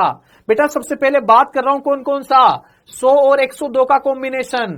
सबसे पहले 100 और 102 का कॉम्बिनेशन, फिर बेटा 102 और 104 का कॉम्बिनेशन, और बेटा लास्ट किसका, 100 और 4 का 104 का कॉम्बिनेशन। बेटा ये 3 है तो कितने कितने कॉम्बिनेशन बनेंगे, 3 कॉम्बिनेशन बनेंगे। बेटा इसमें जो विस्पंद आवृत्ति आएगी, इसके लिए जो n बीट्स आएगा बेटा वो कितना आएगा, 2। इसके लिए भी n बीट्स कितना आएगा बेटा, 2। और इसके लिए बेटा n बीट्स कितना आ जाएगा बेटा, 4 आ जाएगा क्या, देखो।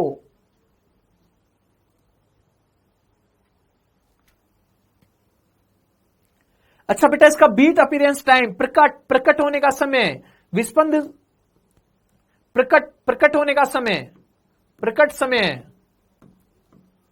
तो बेटा विस्पंद कब कब सुनाई देगी, 1/2 सेकंड पर और 1 सेकंड पर। यहां पर कब सुनाई देगी बेटा, 1/2 सेकंड पर और 1 सेकंड पर। यहां कब सुनाई देगी बेटा, 1/4, 2/4, 3/4 और 4/4। तुम चाहो तो इस एक को ऐसे भी लिख सकते हो, 2/2। तो मैं जो प्राकट्य समय बोल रहा था बेटा, विस्पंद समय बोल रहा था, वो विस्पंद समय यहां पे काम आता है बेटा, इस क्वेश्चन में काम आता है।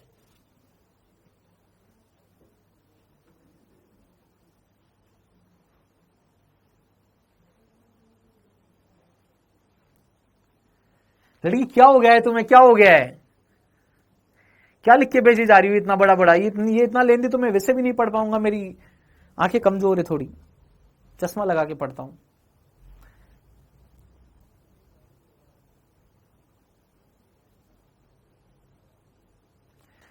नहीं बेटा फिजिक्स का सिलेबस कर लो, क्विज रहने दो अभी।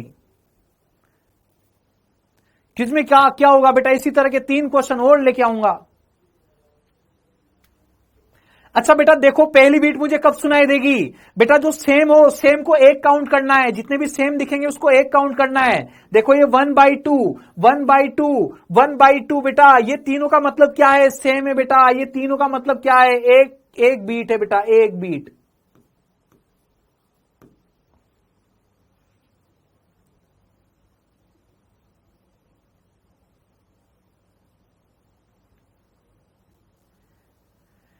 थोड़ा सा इसको लिखने की स्टाइल में थोड़ा सा ऐसा हो गया है ना।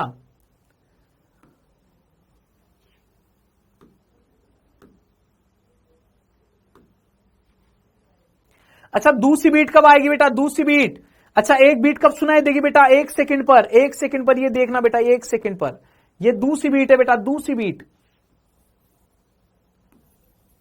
दूसरी बीट देखो बेटा।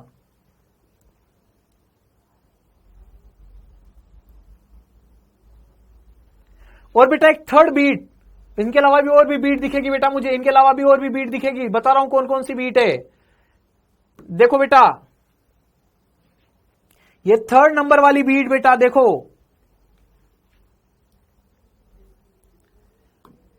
और बता रहा हूं बेटा ये 4th नंबर वाली बीट देखो, जो सेम कलर से बनी हुई है बेटा, उन सबकी जगह एक ही बीट सुनाई देगी मुझे। वो सारी बीट एक साथ आ रही है, वो सारी बीट एक साथ आ रही है।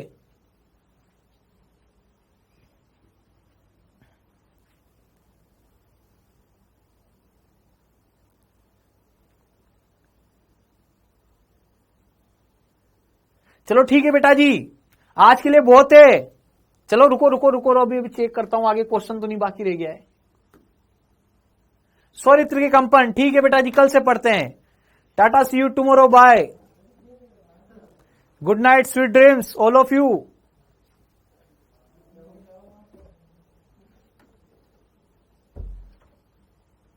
ओके बेटा जी, टाटा बाय बाय, जाइए जाइए, खाना वाना खाइए आराम से। कल 10 बजे है, भूल मत जाना, कल 10 बजे है, 10 बजे, कल मॉर्निंग में 10 बजे। भूल तो नहीं जाओगे भाई, उठ तो जाओगे। कल 10 बजे लिख देता हूं, टुमारो।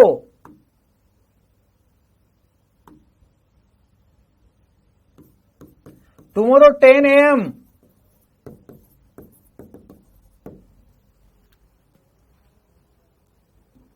Okay bye, Tata.